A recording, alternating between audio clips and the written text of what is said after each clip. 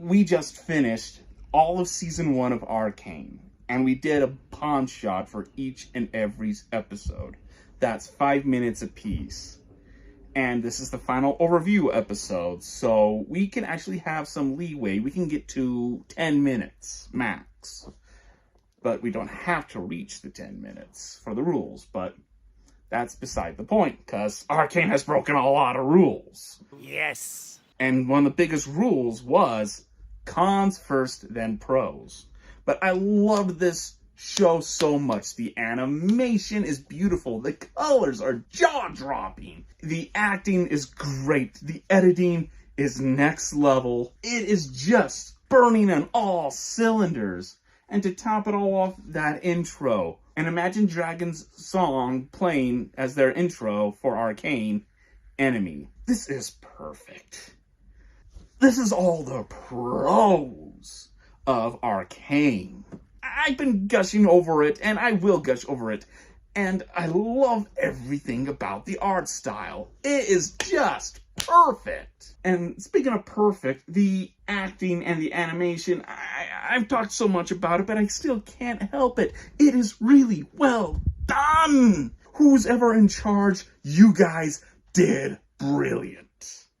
And I have a feeling that when everyone was done with the show, everyone was talking about Jinx and her character and the analysis. I can sense anyone who's done with the show will talk about her. 10 out of 10 tits. However, I'm gonna be honest, but for me, the showstopper was Silco.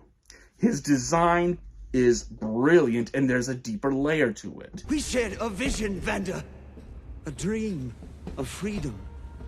Not just for the lanes, but the whole of the underground, united as one. There's the obvious, I'm a villain, from the voice and his design and his face. The way how the animators, the editors, and the director thought on Silco's design was you could also show the war between his goals versus his humanity, and how his choices will affect him and how he thinks on them. And also how everyone is going to react to him and his choices. And the way how the blocking and how they position the camera with his face is a great double narrative. And the last episode where you really get to dive deeper to him by using his design through camera angles is brilliant. Really well done. I like that a lot. And his war with Piltover, but also his dedication to Jinx. This is a complicated character. The writers did everything great with him. I understand everyone will talk Jinx, but I'm Silco. Excellent! There are no weak characters. No one is a pathetic character or saying, I could handle it without them. No. Everyone is a highlight. And Humdinger, as much as I just gushed over Silco, Humdinger, I feel like there's going to be a bigger story. And I want there to be a bigger story with him. He's designed well. Everything about him is well. It's just awesome. This is a really good show. To that little Academy Award clip.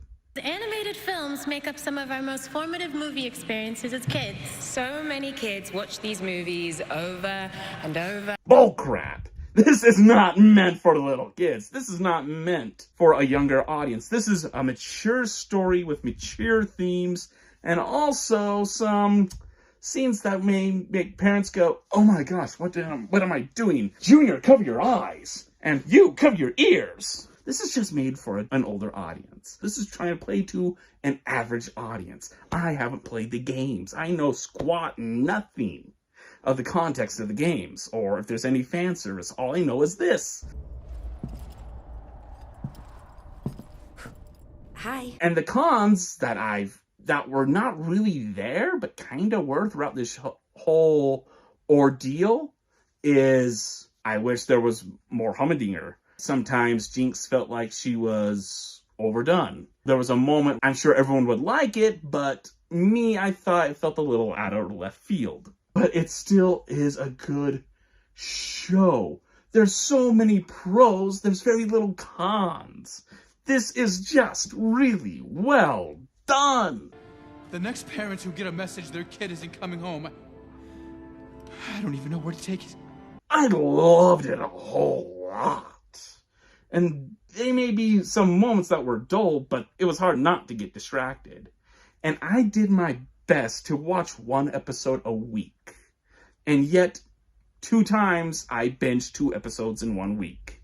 So, wow. This is just a good show. I really liked it. And which poses the question, what would we rate it? Well, out of 1 out of 7, I give it a potential 7. That's right, potential. We don't give out 7s just out of nowhere.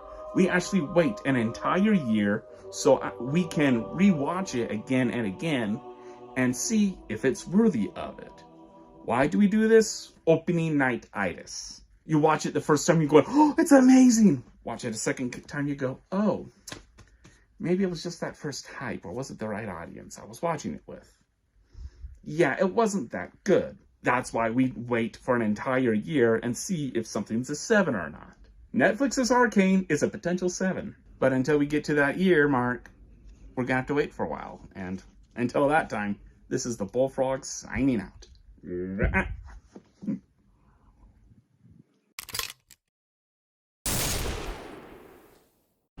There